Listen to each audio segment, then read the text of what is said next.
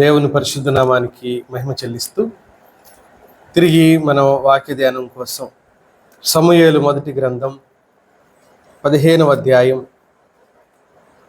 22-23 వచనాల్లో ఉన్న భాగాన్ని చదువుకుందాం. సమూయేలు మొదటి గ్రంథం 15వ అధ్యాయం 22-23 వచనాలు. అందుకు సమూయేలు తాను సెలవిచ్చిన ఆజ్ఞను ఒకడు గైకొనుట వలన యెహోవా సంతోషించినట్లు ఒకడు దహన బలులను అర్పించుట వలన ఆయన సంతోషించిన. ఆలోచించుము, బలులు అర్పించుట కంటే ఆజ్ఞను గైకొనుటయు, పొట్టేళ్ల క్రొవ్వు అర్పించుట కంటే మాట వినుటయు శ్రేష్టము. తిరుగుబాటు చేయుట, సోది చెప్పుట పాపముతో సమానము. మూర్ఖతను అగపరచుట, మాయా విగ్రహములు గృహదేవతను పూజించుటతో సమానము. యెహోవా ఆజ్ఞను నీవు విసర్జించితివి గనుక నీవు రాజుగా ఉండకుండా ఆయన నిన్ను విసర్జించిననగా.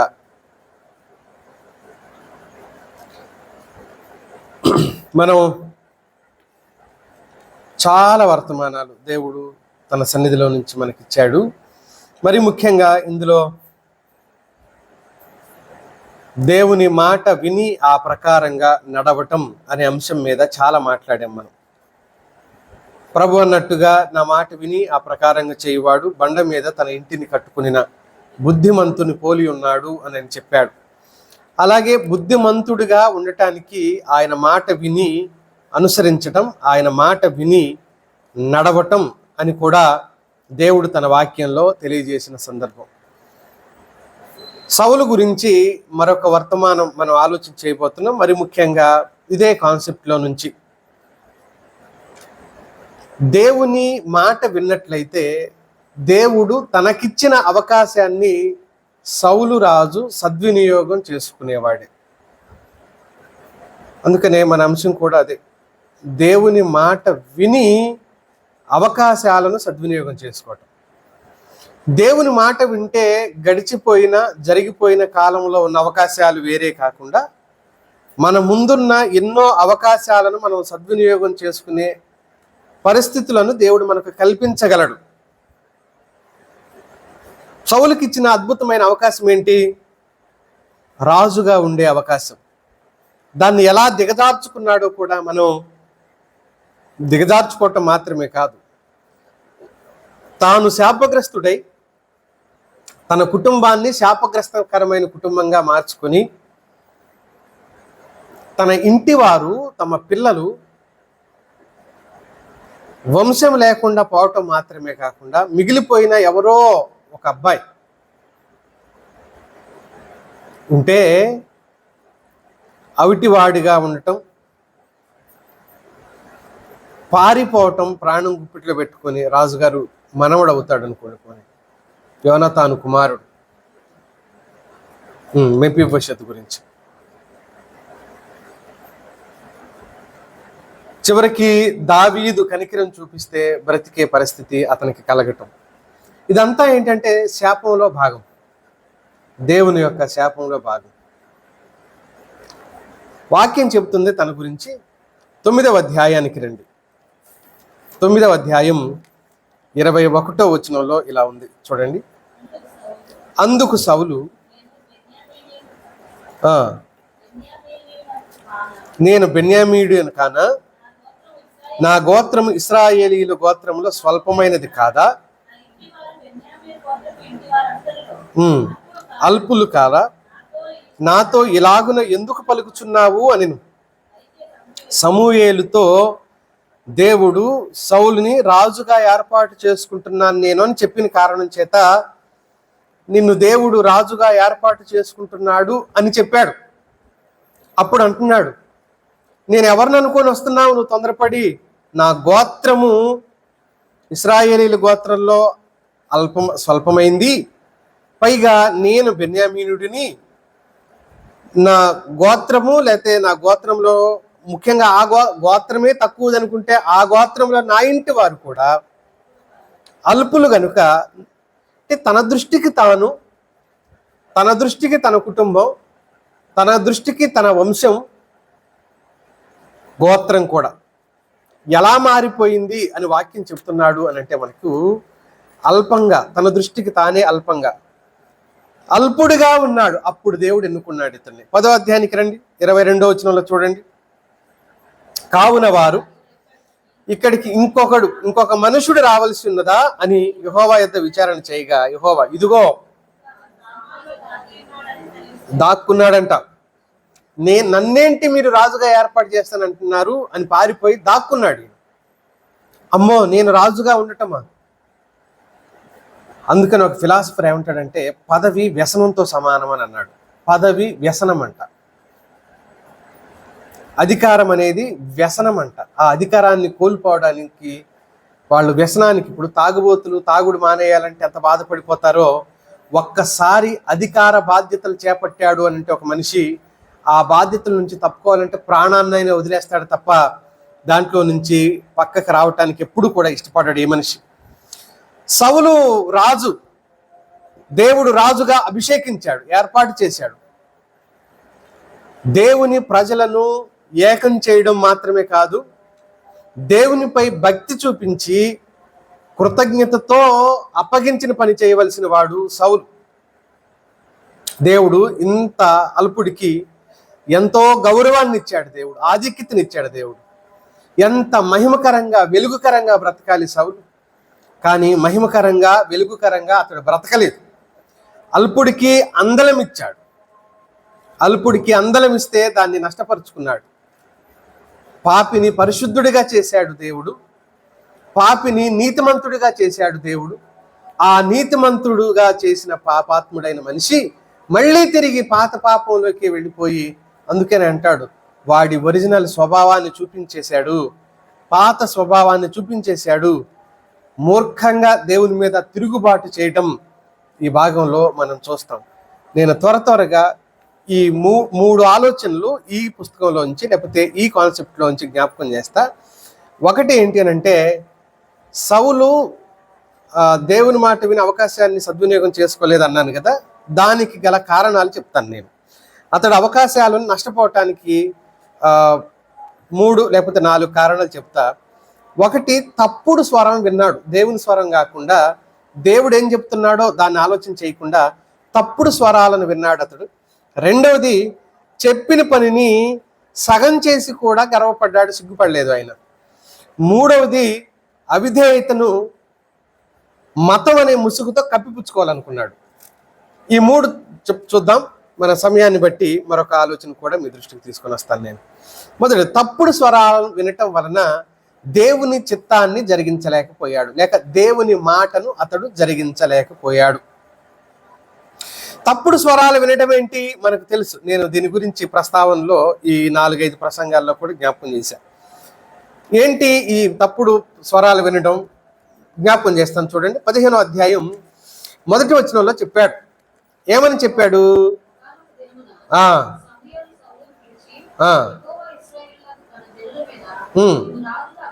దేవుడు నిన్ను ఇశ్రాయేలీయుల మీద రాజుగా అభిషేకించాడు. ఏం చేయాలి నువ్వు ఇప్పుడు? నన్ను ఎందుకు పంపించాడు? రాజుగా అభిషేకించడానికి నన్ను నీ దగ్గరకు పంపింది ఎవరు?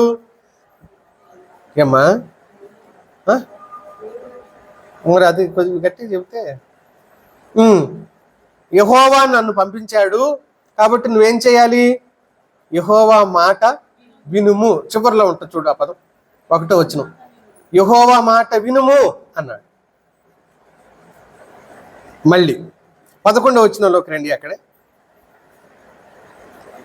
సౌలు నన్ను అనుసరింపక వెనుక తీసి నా ఆజ్ఞను గై కొనకపోయెను, లేకపోతే నా మాట లేకపోతే నా ఆజ్ఞను సౌలు ఏం చేశాడని దేవుని ఆలోచన వినలేదు. 19వ వచనానికి రండి ఒకసారి. యెహోవా మాట వినక దోపుడి మీద ఎగబడ్డాడు. 20వ వచనంలో చూడండి. యెహోవా మాట విని, ఆ తర్వాత చాలండి 22వ వచనం చూడండి. ఒకడు ఆజ్ఞను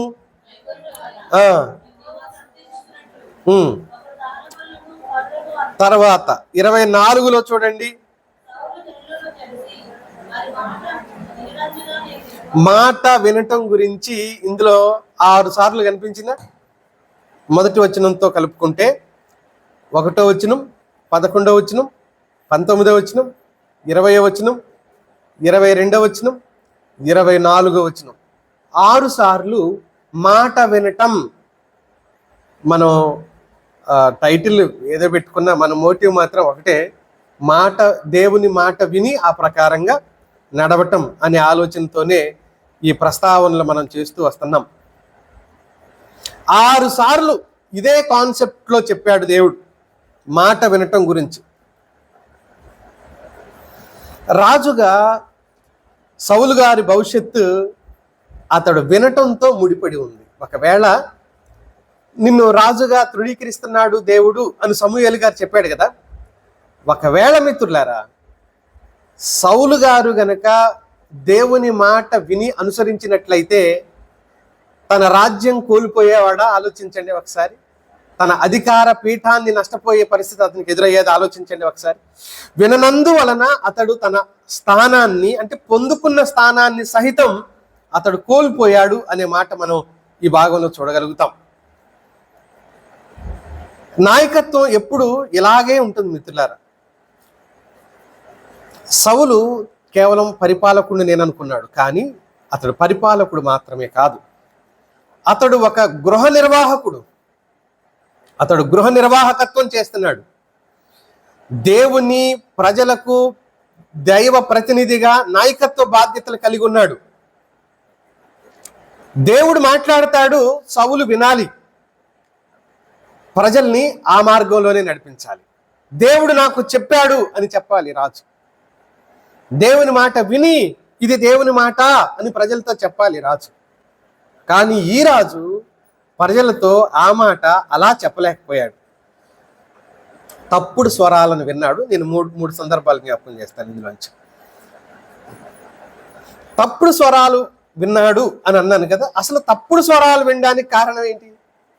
తప్పుడు స్వరాలు వినడానికి కారణం ఏంటంటే 3 తలంపులు. మొదటిది ఏంటంటే తనకు ఇంకా మంచి మార్గం తెలుసు అని అనుకున్నాడు సౌలు. అంటే ఎవరికంటే అది దేవుడు చెప్పాడు, నాకు ఇంకా బెటర్గా తెలుసు అనుకున్నాడు ఈ మనిషి. నాకు ఇంకా బెటర్గా తెలుసు అనుకోవటానికి కారణాలు చెప్తాను చూడండి. 9, 10 వచనాలు ఒకసారి చూస్తారా? 15వ అధ్యాయంలో అగగును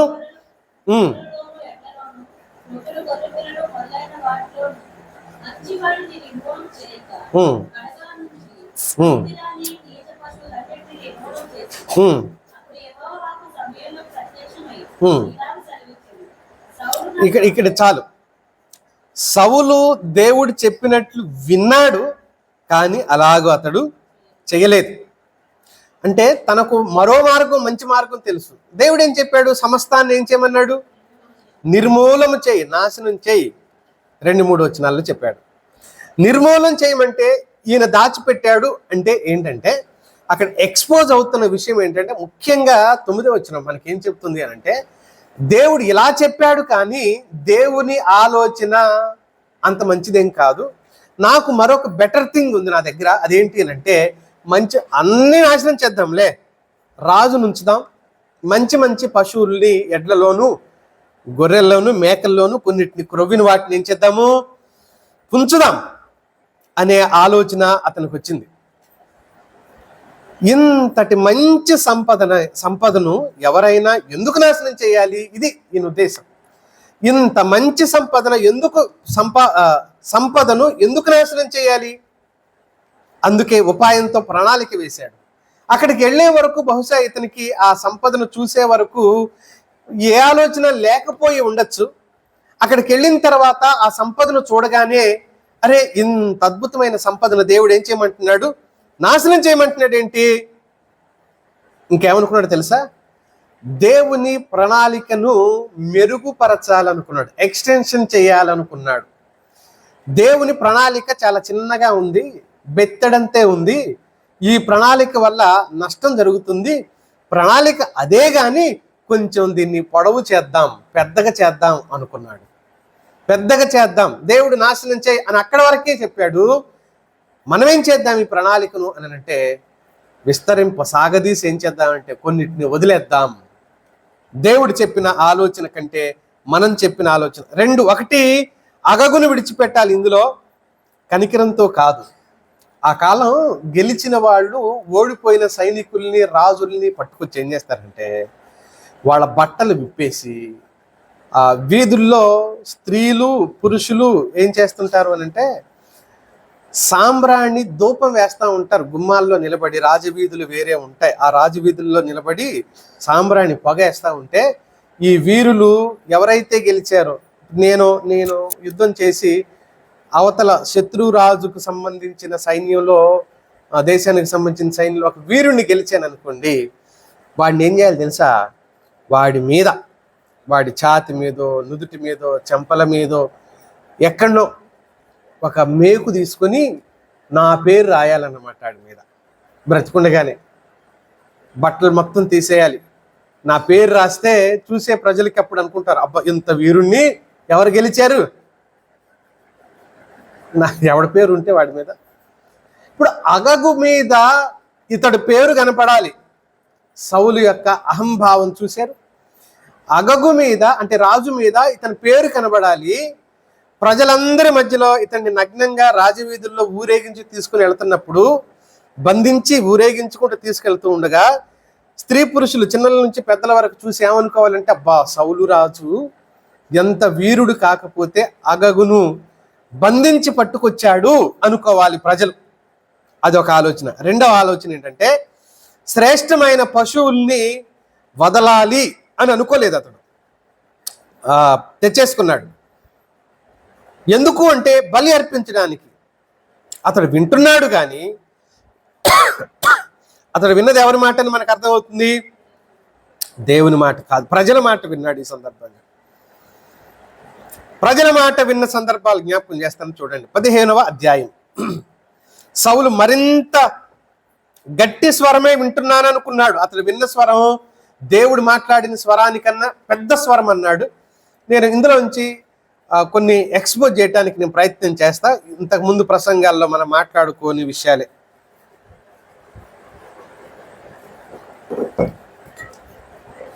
గట్టి స్వరాన్ని విన్నాడు, అదే గట్టి స్వరం అనుకుంటున్నాడు అతడు. 15వ అధ్యాయం చూడండి, 20-21 చూడండి ఒకసారి. ఆ మాట అనవద్దు,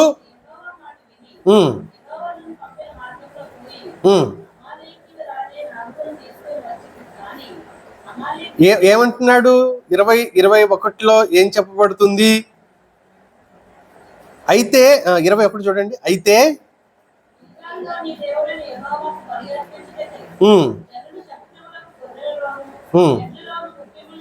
ఎవరు తీసుకొచ్చారు? జనులు. 15వ వచనంలో చూడండి. అందుకు సౌలు అమాలేకీల యొద్ద నుండి జనులు వీటిని తీసుకొని వచ్చిరి. రెండు సందర్భాలలో జనాలు జనాలు జనాలు అంటూ మాట్లాడుతున్నాడు ఆయన. జనాలు అని అన్నాడు.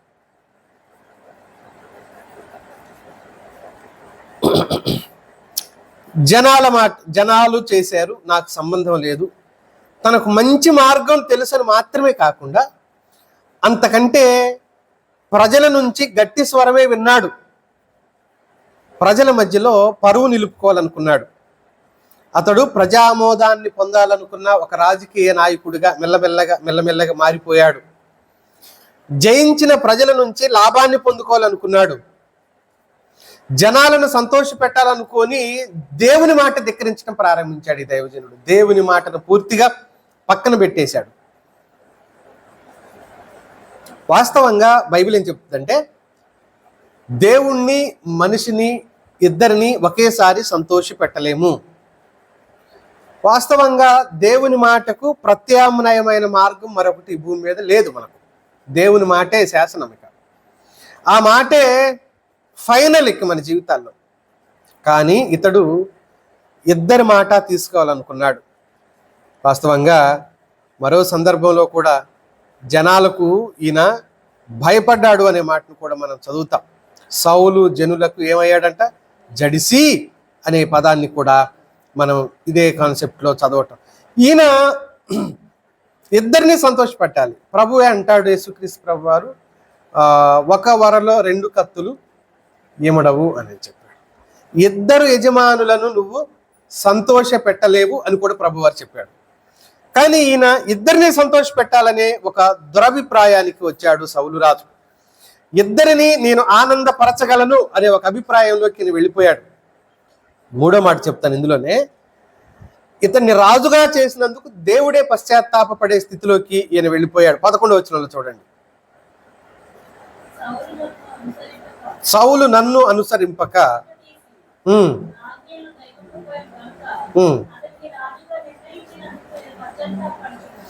దేవుడే పశ్చాత్తాపపడే పరిస్థితి. దేవుని మాట వినక ప్రజల మాట విన్నందుకు, మరి వేరే స్వరాలు అతడు విన్నందుకు, రెండు రకాల స్వరాలు. ఒకటి తన లోపల నుంచి వస్తున్న అహంభావపూరితమైన స్వరం ఒకటైతే, రెండవది తన చుట్టూ ఉన్న ప్రజానికం యొక్క స్వరం. ఈ రెండు రకాల స్వరాలు విన్నాడే తప్ప దేవుని స్వరం మాత్రం సౌలు రాజు వినలేకపోయాడు. యెహోవా స్వయంగా దుఃఖించాడు అని చెప్తుంది ఈ భాగం. దేవుడు స్వయంగా బాధపడ్డాడు అనే మాట చెప్తుంది. సౌలు నా మాట వింటే బాగుండును అని దేవుడు దుఃఖపడ్డాడు, దేవుడు బాధపడ్డాడు. సౌలు నా మాట వినకపోయాడు, నా మాట వింటే ఎంత బాగుండేది అని ఆలోచన చేశాడు దేవుడు అని వాక్యం చెబుతూ ఉంది. 12, 13 వచనాలు మళ్ళీ చదువుదాం మనం. ఉదయమున సమూయేలు లేచి సౌలును ఎదుర్కొనుటకు పోగా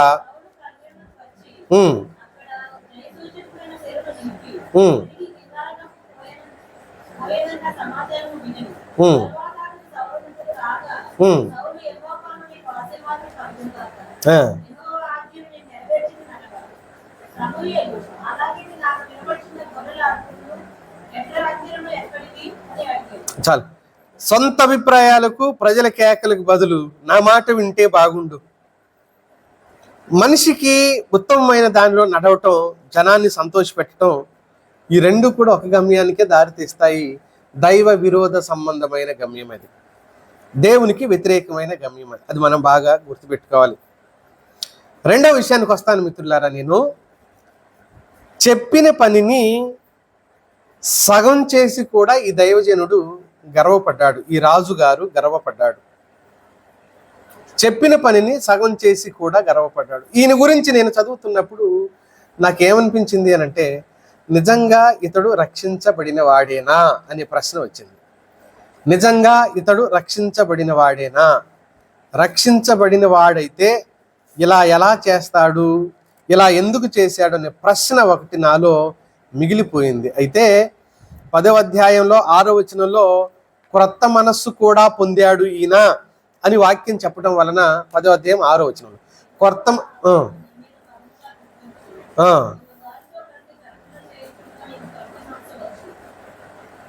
కొత్త మనసు కూడా పొందుకున్నాడు, కానీ పాత మనిషిలాగే ప్రవర్తించాడు. కొత్త మనసు పొందుకున్నవాడు కొత్త మనిషిలాగా ప్రవర్తించాలి, కానీ ఇతడు పాత మనిషిలాగే ప్రవర్తించాడు. ఇప్పుడు సౌలును వెతకడానికి సమూయేలు బయలుదేరాడు. జరిగింది సమూయేలుకు తెలుసు, కానీ అతనికి తెలుసని సౌలుకు తెలియదు.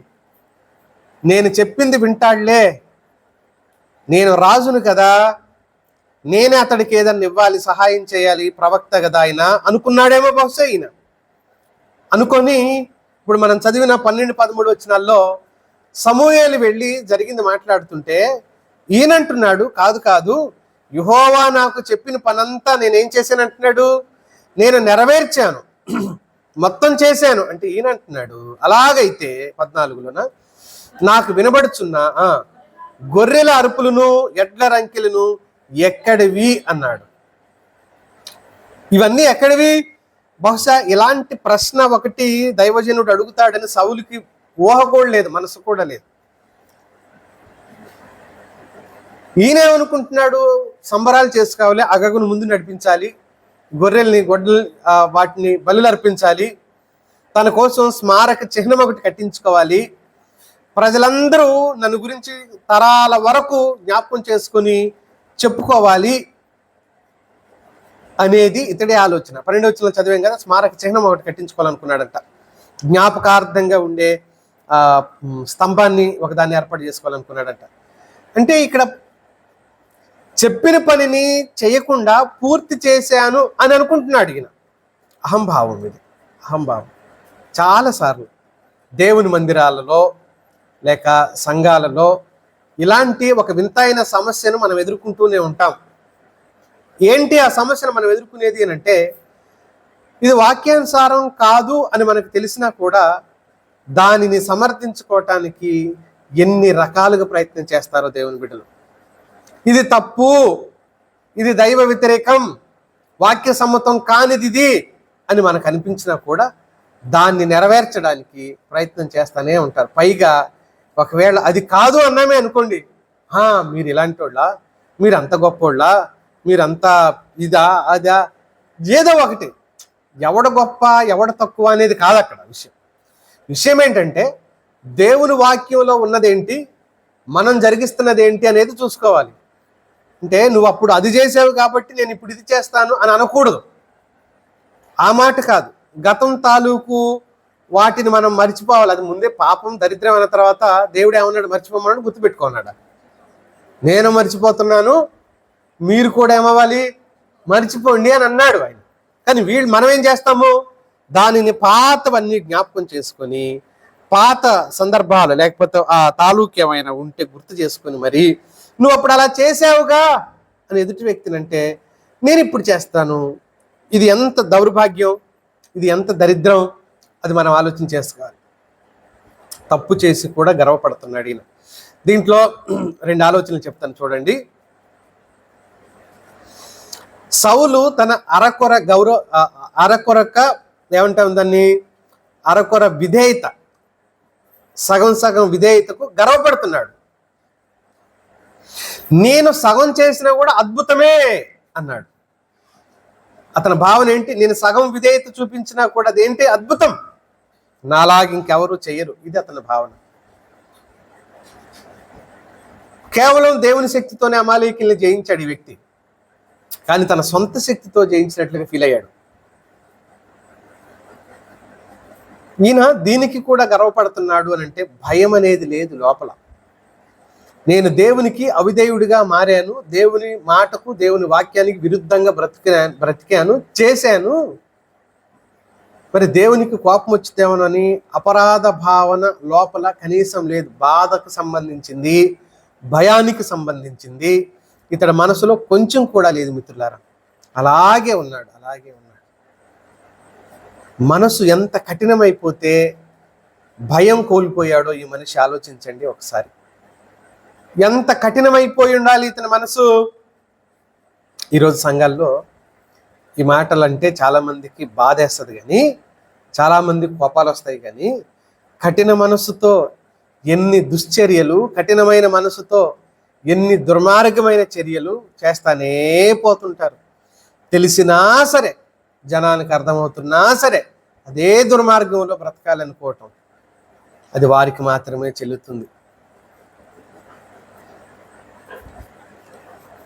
ఈరోజు అనుదినం విశ్వాసుల మధ్యలో ఇలాంటి అహంకారపూరితమైన స్థితి జరుగుతూనే ఉంటుంది. రెండవది ఏంటంటే, ఇందులోంచి పాక్షిక విధేయత పూర్తి తిరుగుబాటుతో సమానం.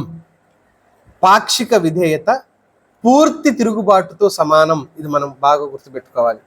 వాక్యాన్ని విని అలా నడవాలి అని దేవుడు చెప్పినప్పుడు, వాక్యానుసారంగా ఒక మనిషి బ్రతకాలని చెప్పినప్పుడు మనం అలాగ చేయకుండా సగం చేసాము అని అంటే దాని అర్థం ఏంటంటే, పాక్షిక విధేయత పూర్తి తిరుగుబాటుతో సమానం.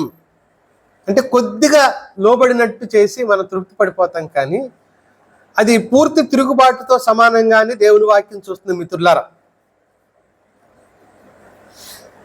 ఒకవేళ మనం విధేయత చూపించే దగ్గర ఇలా మాట్లాడుతుంటారు, అందరూ వాక్యానుసారంగా బ్రతుకుతారా, అందరూ వాక్యానుసారంగా జీవిస్తారా అని చెప్పి సమర్థించుకునే వాళ్ళు చాలా మంది ఉంటారు. ఎక్కడుంటారు వాళ్ళంతా? సంఘాల్లోనే ఉంటారు. బయట వాళ్ళ గురించి నేను మాట్లాడట్లేదు, సంఘాల్లోనే ఉంటారు. అందరు వాక్యానుసారంగా బ్రతుకుతారా? అందరి జోలి మనకి ఎందుకు గొడవ? అందరి జోలి మనకెందుకు గొడవ? ఇప్పుడు మనం మాట్లాడుకునేది ఎవరి గురించి? మన గురించి. అందరూ ఉన్నారేంటి మనం ఉండటానికి? పోనీ నేను ఉండటానికి. అందరితో నీకేంటి లింకు? ఇప్పుడు అందరితో నువ్వు లింకు పెట్టుకోవాలని అన్నాడా దేవుడు? వీళ్ళు ఎలా భక్తి చేస్తారు, వీళ్ళు అలాగే చేయాలి అని అన్నాడా? కాదు. ఎవరిని పోలి నడవాలి? క్రీస్తుని పోలి నడవాలి అన్నప్పుడు వాళ్ళు నడవలేదు కాబట్టి నేను నడవనంటే ఎవరితో ఎవరికి సంబంధం? ఇప్పుడు ఎవరికి సంబంధం ఏం కాదు. ఈ ప్రస్తావనకి ఒక ఆయన ఇలాగ అంటున్నాడు, 90% ఎంతంట, 90% విధేయత, 10% ఒక వ్యక్తి అవిధేయత కలిగి ఉన్నాడు అనుకోండి. 90% విధేయత, ఎంత విధేయత? 10% అవిధేయత. సాధారణంగా మెజారిటీ ఏది ఉంటే దానికే మనం అంగీకరించాలి కదా. కానీ వాక్యం అలా చెప్పట్ల. నేను ఎక్కడో మాట్లాడా ఈ ప్రస్తావన. ఒక పెద్ద ట్యాంక్ నిండా, ఓ డ్రమ్ము నిండా మంచి నీళ్లు, మినరల్ వాటర్ ఉన్నాయి. ఒక చిన్న టీ స్పూన్తో మురికి నీళ్ళు అందులో పోసాం. ఏది ఎక్కువ? మంచినీళ్ళే ఎక్కువగా. కానీ ఇప్పుడు వాటిని మనం ఏ నీళ్లుగా కన్సిడర్ చేస్తాం? వాటిని మంచినీళ్ళుగా భావించి తాగగలమా? చూడనోడైతే ఏదైనా తాగుతాడు అనుకోండి. మనం వాటిని మంచినీళ్ళుగా అంగీకరించి తాగగలమా? మురికి నీళ్లు, డ్రైనేజీలో పారే నీళ్లు కొన్ని ఎక్కువద్దు. అది మొఖాలు చూడు, మీరు ఎట్ట పెడుతున్నారా? అంటే ఇప్పుడు ఆ డ్రమ్ములో నీళ్ళను కూడా మనం ఎలా చూస్తున్నాం? ఇప్పుడు మురికి నీళ్లు కానీ, అవసరమైతే ఆ డ్రైనేజ్ వాటర్ కానీ భావిస్తాం. వాటిని కూడా కలిసింది కొంచెమే. ఇప్పుడు 90% డ్రమ్ములో నీళ్లు, 10%, 10 కూడా కాదు, 1-2% కూడా ఉండవు కదా. స్పూన్తో ఎన్ని వస్తాయి? కొన్ని వస్తాయి. ఒకవేళ 90 కాదు 99% మనం మంచి చేసి 1% మంచి కాదు, లోబడి 1% మనం లోపడలేదు అనుకో, మనం ఏమనుకుంటాం అంటే ఒక్కటే కదా, ఏం కాదులే, దేవుడు చూసుకుంటాడు. ఇది సాధారణంగా ఆత్మ సంతృప్తి కోసం మాట్లాడే మాటలు. ఈయన అలాగే మాట్లాడు, ఈయన అలా అనుకున్నాడు. కానీ దీన్ని వాక్యం ఏం చెప్తుంది అంటే పూర్తి తిరుగుబాటుగానే చూస్తుంది. దీనికి వాక్యం ఇలా చెప్పాడు. యాకోబు రాసిన పత్రికకు ఒకసారి రండి. దేవుడు ఎప్పుడూ కూడా 2వ అధ్యాయం 10వ వచనం ఒకసారి చదవండి. ఎవడైనను ధర్మశాస్త్రం అంతయు గైకొనియు ఒక్క ఆజ్ఞ విషయంలో తప్పిపోయిన ఎడల ఆజ్ఞలన్నిటి విషయంలో అపరాధియగును అన్నాడు. ఆజ్ఞలన్నీ నెరవేర్చి ఒక్కటి తప్పిపోతే మిగిలిన ఆజ్ఞలన్నింటిలో ఏమైపోయాడు? అపరాధిగా, లేకపోతే నేరస్తుడిగా మారిపోతాడు అని చెప్పింది దేవుని వాక్యం. మిత్రులారా, ఇప్పుడు దీన్ని మనం ఆలోచన చేస్తే, ఒకవేళ దీని గురించి దేవుని వాక్యంలో చెబుతున్న సత్యాన్ని గనక మనం గ్రహింపులోకి గనక తెచ్చుకోగలిగితే, అన్నీ పాటించామండి, కొన్నే మిగిలిపోయాయి, కొన్ని అనొద్దు, పోనీ 1-2 అందాం, పోనీ 1-2 మిగిలిపోయాయండి, అయితే తప్పిపోయినట్టేనా అంటే వాక్యం ఏం చెప్తుంది? మనకి తప్పిపోయినట్టేనా అని చెప్తుంది. తప్పిపోయినట్టే. మరి ఈయన పనంతా చేశాడు, ఒక దగ్గరకు వచ్చి ఆగిపోయాడు. కొన్నేలే, అవి కూడా నాకు కాదు దేవునికి. దేవుడు అడిగాడా? దేవుడు కావాలని కోరాడా? 19-20 వచనాల్లో ఆ మాటే మనం చదువుతాం. నీవు ఎందుచేత యెహోవా మాట వినకు దోపుడు మీద ఎగబట్టం కాదంట, దూకారు అనే పదాన్ని లిటరల్గా అందులో ఉపయోగించడం జరిగింది. ప్రజలంతా ఎగబడి, ఇదే పదాన్ని మనం ఎక్కడ చూస్తామంటే సమూయేలు మొదటి గ్రంథంలోనే 14వ అధ్యాయంలో 32వ వచనంలో జనులు దోపుడు మీద ఎగబడి అనే పదాన్ని అక్కడ కూడా మనం చూస్తాం. అక్కడ ఉండవలసింది ఏంటంటే దూకి అందులో లీనమైపోయారంట. వాళ్ళంతా జంపు చేసి అందులోకి దూకినట్టుగా, ఒక బావిలోకి కనుక దూకినట్టుగా వాళ్ళు తమ్మును తాము దానికి అప్పగించేసుకున్నారంట, ఆ పని చేయడానికి అప్పగించుకున్నారంట. ఆ తర్వాత ఇతడు చేసిన తప్పు అనే గ్రహింపులోకి తీసుకొచ్చారు అతన్ని. 90% విధేయత అవిశ్వాసంతో తప్పించుకోవాలని కోరుకునే హృదయాన్ని బయట పెడుతుంది మిత్రులారా. అయితే దేవుడు ఎలా అంటాడు? ఒకసారి 15వ అధ్యాయానికి రండి, 33వ వచనం చూడండి. సమూయేలు, నీ కత్తి స్త్రీలకు సంతు లేకుండా చేసినట్లు నీ తల్లికి నీ స్త్రీలలో సంతు లేకపోవునని అతనితో చెప్పి గిల్గాలులో యెహోవా సన్నిధిని అగగును తుత్తునీయులుగా నరికెను. సౌలు చేయలేని పనిని ఎవరు చేశారు? ఇక్కడికి వచ్చి సమూయేలు చేశాడండి. పెద్ద వయసుతో ఉన్నాడు ఆయన, వృద్ధాప్యంలో ఉన్నాడు, అయినా పౌరుషం చావలేదు దైవిక సంబంధమైన విషయాల్లో. వయసు పెద్దదే కానీ పౌరుషం చావల, దైవికమైన పౌరుషం ఇది. అగగుని చంపేశాడు, కత్తి తీసుకొని అగగు నరికి ముక్కలు ముక్కలుగా చేశాడంట. నువ్వు దేవునికి శత్రువువి అయితే నాకు కూడా శత్రువే అనే మాట చెప్పాడు. అగగ అనుకుంటున్నాడు, నన్ను చంపలేదు అని అంటే నా మీద కనికరంతో వదిలిపెట్టడానికి పట్టుకొచ్చారు కదా అనుకుంటున్నాడు. లేదు లేదు, నిన్ను పట్టుకొచ్చింది కనికరముతో వదిలిపెట్టడానికి కాదు, నిన్ను చంపవలసిందే, నీకు బ్రతికే హక్కు లేదు అని అతన్ని చంపేశారు. మూడో మాట చెప్తాను, ముగిస్తాను చూడండి. సౌలు తాను చేసిన అవిధేయతను మతం అనే ముసుగుతో కప్పి పెట్టాలని చూశాడు. సౌలు తాను చేసిన అవిధేయతను దేంతో కప్పిపించాలనుకున్నాడు? మతం అనే అవిధేయతతో, మతం అనే ముసుగుతో కప్పిపుచ్చాలనుకున్నాడు. అవిధేయతను మతం ముసుగులో. ఇందాక మనం చదివాం దాని గురించి. 21వ వచనంలో, నేను యెహోవా మాట విని యెహోవా నన్ను పంపిన మార్గమును పోయి అమాలేకీల రాజైన అగగును తీసుకుని వచ్చి తిని, కానీ అమాలేకీలను నిర్మూలం చేసి తిని, యెహోవా చెప్పినట్టు విని అని అన్నప్పుడు యెహోవా అగగును పట్టుకుని రా అన్నాడా? తర్వాత 21లో, జనులు శపితములకు గొర్రెలలోను ఎడ్లలోనూ ముఖ్యమైన వాటిని తీసుకుని వచ్చినని సమూయేలుతో చెప్పెను. దేవుడని యెహోవాకు బలి అర్పించడానికి అంత గతి లేకున్నాడా యెహోవా? శపితమైనదని ఈయనే అంటున్నాడు. ఎవరన్నారు ఇక్కడ 21లో? సౌలు మాట్లాడుతున్నాడు.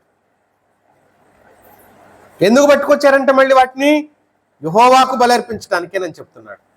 యెహోవాకు బలి అర్పించడానికి శపితమైన వాటిలో నుంచి తీసుకొచ్చారు అని. అది శపితమైనదని నీ గ్రహింపులో ఉండగా నువ్వెలా తీసుకొస్తావు? తీసుకొచ్చిన దాన్ని ఎలా మేకప్ చేశాడు అంటే దీన్ని మేకప్ అనొచ్చు. మనం ఇప్పుడు పెళ్ళిళ్ళలో చూస్తూ ఉంటాం మేకప్లు, కొన్ని ఫోటోలు కానీ వీడియోలు కానీ ఫోన్లలో చూసేటప్పుడు ముఖం ఏమో తెల్లగా ఉంటుంది పాపం, ఆ అమ్మాయి చేతులు నల్లగా కనపడు, నా అంత నల్లగా ఉంటాయి.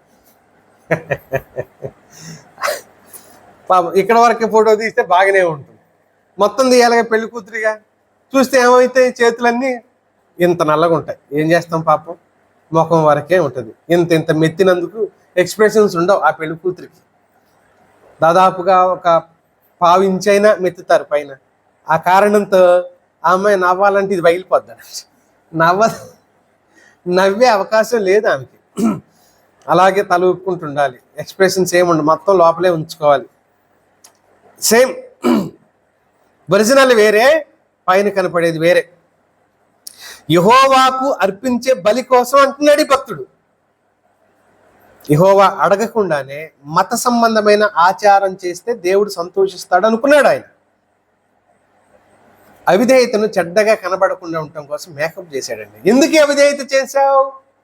ఎందుకు అవిధేయత చేశానంటే దేవుడి కోసమే చేశా అంటున్నాడు. దేవుడి కోసమే చేశా. మిత్రులారా, మనం గుర్తుపెట్టుకోవాల్సింది ఏంటంటే దేవుడు కోరేది మతాచారాన్ని కాదు. దేవుడు మత సంబంధమైన ఆచారాలను కోరడు. దేవుడు హృదయాన్ని మాత్రమే చూస్తాడు. దేవుడు హృదయాన్ని మాత్రమే కోరతాడు. ఆయన్ని ప్రేమించేవారు ఖచ్చితంగా పాపాన్ని ద్వేషించాలని ఆయన కోరుకుంటున్నాడు. ఎవరైతే ఆయన పిల్లలు అవుతారో వారు పాపాన్ని ద్వేషించాలి అని ఆయన ఆశిస్తున్నాడు. అశ్లీలత, అపవిత్రత ఏదైతే మన జీవితాల్లో ఉంటుందో అది మన ఆచారం వలన, మనం ఆచరిస్తున్న ఆచారం వలన అది పవిత్రం కాదు. కొంతమంది ఆదివారం కళ్ళు తిరిగి చర్చిలోనే కింద పడతా ఉంటారు. ఎందుకు కింద పడ్డారు అంటే వాళ్ళు ఆదివారం ఏం చేసినారు? తినకుండా వస్తారు. అదేంటి వాళ్ళ దృష్టిలో భక్తి, కానీ దేవుని దృష్టిలో అదేంటి? ఆచారం. ఇప్పుడు నువ్వు తినకుండా వచ్చినంత మాత్రాన దేవుడు ఆనందిస్తాడు అనుకోవటం ఎంత తెలివి తక్కువతనం, ఒక రకంగా మూర్ఖత్వం. కాకపోతే ఏంటిది ఇది? ఆదివారం తిండి తినకుండా వస్తే దేవుడు ఎగిరి గంతులేసి అబ్బా నా కోసం ఏం చేసి వచ్చాడంటే ఆయన అంటే నువ్వు మారితే నేను సంతోషిస్తారా నాయన, నువ్వు మారు మనసు పొందు, నేను ఆనందిస్తా, సుష్టిగా తినరా, నిద్రపోకుండా ఉంటే చాలు, అది ఆయన బాధ. తింటే తప్పు కాదు. ఆయన అసలు ఆరాధనకి తిండికి సంబంధం ఎందుకు లింక్ పెట్టారు నాకు అర్థం కావట్లేదు. అసలు బైబిల్ అది ఎక్కడుందో నాకు అర్థం కావట్లేదు. మొత్తుకుంటున్నా 23 ఏళ్ళ నుంచి చెప్పి చేస్తున్న సంఘాల్లో ఎందుకు తినకుండా వస్తున్నారు? ముందున్న సంఘంలోనైతే 4-5 పిట్టల రాళ్ళంటి పడేవాళ్ళు ఆడపిల్లలు. రాత్రి నైట్ డ్యూటీ చేసి వస్తారు, ఆచారం కోసం పొద్దున్న తినకుండా వచ్చేవాళ్ళు. 4-5 రేటోకెళ్ళి టపాలను పడితే చుట్టుపక్కల దయ్యం ఎక్కడరా, లేపు తిందదో లేదో అడగమనంటే తినలేదని చెప్పేవాళ్ళు. నైట్ డ్యూటీ చేసి నాకు తెలుసు దయ్యం లేదు, ఏం లేదు, అనవసరం నింద తీసుకెళ్ళి ఎవరి మీద వేస్తున్నాం, మళ్ళీ మనం దయ్యం మీద వేస్తున్నాం, కానీ దయ్యం కాదు, ఏం కాదు, వీళ్ళు తినలే, వీళ్ళు తినకుండా వచ్చారు. అడుగు అమ్మాయిని తిన్నావా లేదని చెప్తే ఎలక్ట్రాల్ పౌడర్ తెచ్చి కొంచెం తాగించండి, హాస్టల్కి పోయే వరకు ఉంటుంది, కొంచెం ఆ బలంతో పోయి తింటదని. ఆచారం, ఈ ఆచారం దేవుణ్ణి ఎక్కడ సంతోష పెడుతుంది? లేక మనం తిండి తినకుండా ఉంటే మనం పవిత్రులుగా మారిపోయే అవకాశాలు ఏమైనా ఉన్నాయా? పైగా మనం ఏమన్నా పని చేయాల్సి వస్తే, ఇప్పుడు నేనే తినకుండా వచ్చాను అనుకో, 20 రౌండ్కి తిరిగి సోఫా మీద పడితే ఏం ప్రయోజనం?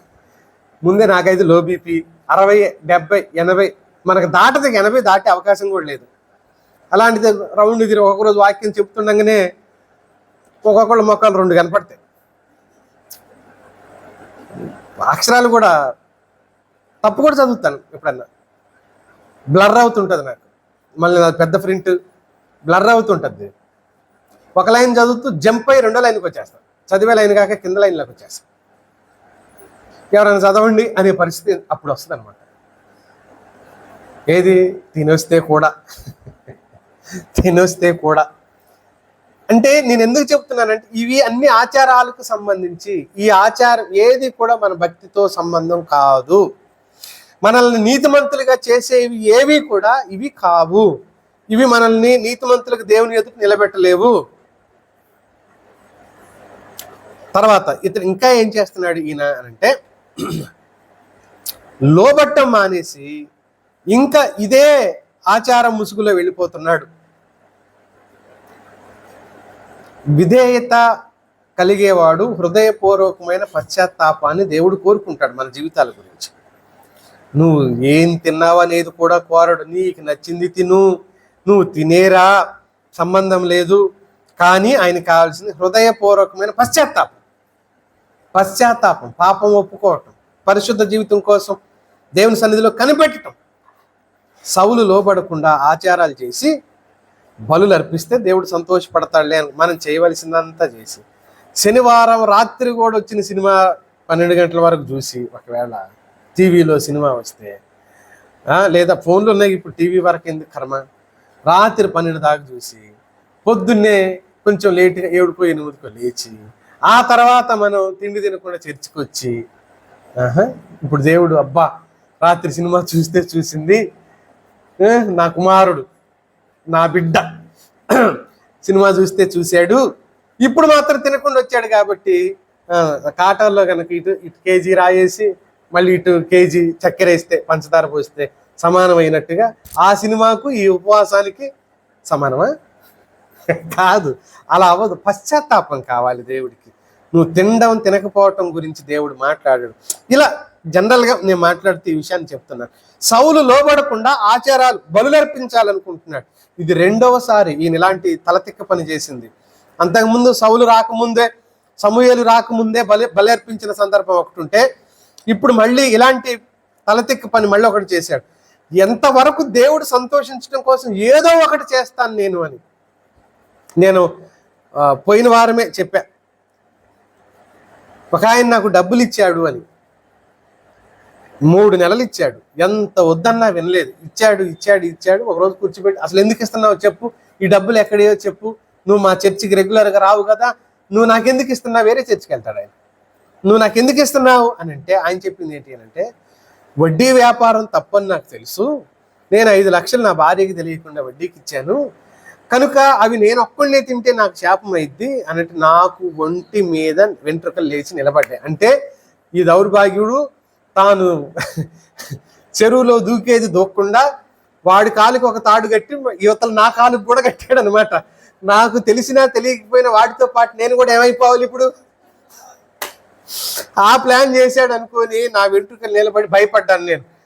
ఏం పనులు చేస్తున్నావు, ఎందుకు ఈ పని చేస్తున్నాను, ఇలా చేయటం తప్పని తెలియదా అంటే లేదు తప్పు కాదు అన్నాడు. నేను చెప్పేది అంతా విను అన్నాడు. ఏం తప్పు కాదు అని అంటే, ఒక యథార్థమైన వ్యక్తికి గనక ఇచ్చాను అనుకో, నీకు సహాయం చేసిన కారణాన్ని బట్టి నా పాపాన్ని దేవుడు కట్ చేసి తీసేస్తాడు, క్షమించేస్తాడు.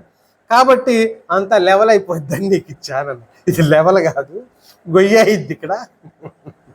నీకేమైద్దో నాకు తెలియదు, నాకు మాత్రం నష్టమే, ఇలాంటి సొమ్ము నేను తీసుకోను, దయచేసి నాకు ఇవ్వద్దు అని అంటే వేరే పాస్టర్ గారికి ఇవ్వటం మొదలుపెట్టాడట. ఇక నేను వాళ్ళకి చెప్పిన వాళ్ళు వినేవాళ్ళు కాదు, తీసుకునేవాళ్ళేనని చెప్పేసి నేను గొడవ పడలేదు, ఆయనకి చెప్పలేదు. అంటే ఎంత స్వార్థపరులు చూడండి. అసలు తప్పు మానటానికి బదులుగా నేను ఈ తప్పే కంటిన్యూషన్ చేస్తా, నీకు నేను సాయం చేస్తా, ఈ తప్పు నేను కంటిన్యూషన్ చేస్తా, నేను సహాయం చేస్తా. ఈ దుర్మార్గపు ఆలోచనలు సంఘాల్లో కూడా ఉన్నారు. ఆయన ఒక విశ్వాసి. సమూయేలు మొదటి గ్రంథంలో ఇప్పుడు మనం చదివిన అధ్యాయంలో 30వ వచనంలో ఒక మాట చెప్పబడుతుంది చూడండి. అందుకు సౌలు, నేను పాపం చేసి తిని, అయినను నా జనుల పెద్దల ఎదుటను ఇశ్రాయేలీయుల ఎదుటను నన్ను గణపరిచి యెహోవాకు మొక్కుటకై నేను పోగా నాతో కూడా ఇప్పటికీ ఎవరిని గణపరచాలంటున్నాడు? నేను పాపం చేశాను అన్నాడా? 30వ వచనంలో చూడండి. అందుకు సౌలు నేనేమంటున్నాడు? పాపం చేశాను అంటూనే పాపం చేసిన వాడు పశ్చాత్తాపడి తగ్గించుకుంటాడుగా.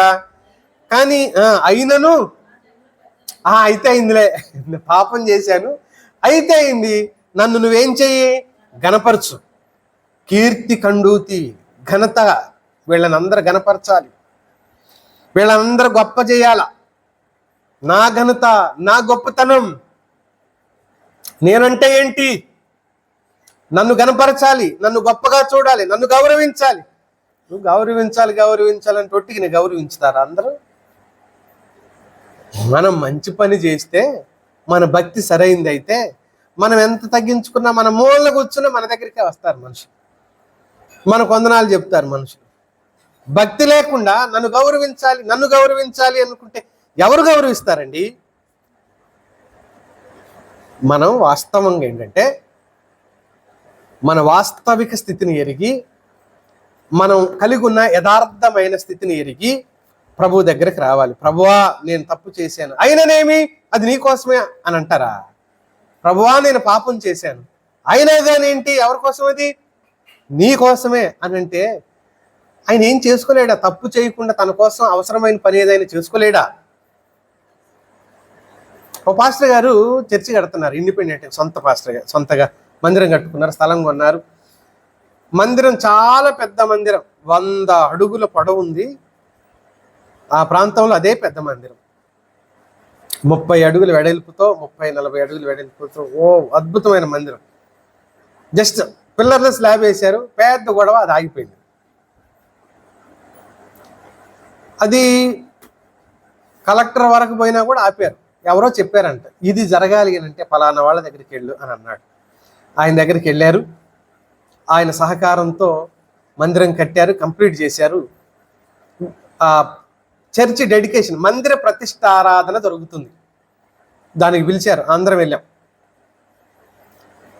ఎవరితో దాన్ని రిబ్బన్ కడతాం కదా, ఎవరితో రిబ్బన్ కట్ చేపిస్తారో, ఈయన ఎవరు వస్తారో, సేవకులు ఎవరు ప్రార్థన చేసి మందిరాన్ని దీవిస్తారో అని ఎదురు చూస్తున్నాం అందరూ. ఈలోప ఒక ఆయన రానే వచ్చాడు, ఆయన కోసం ఎదురు చూస్తున్నామన్నారు.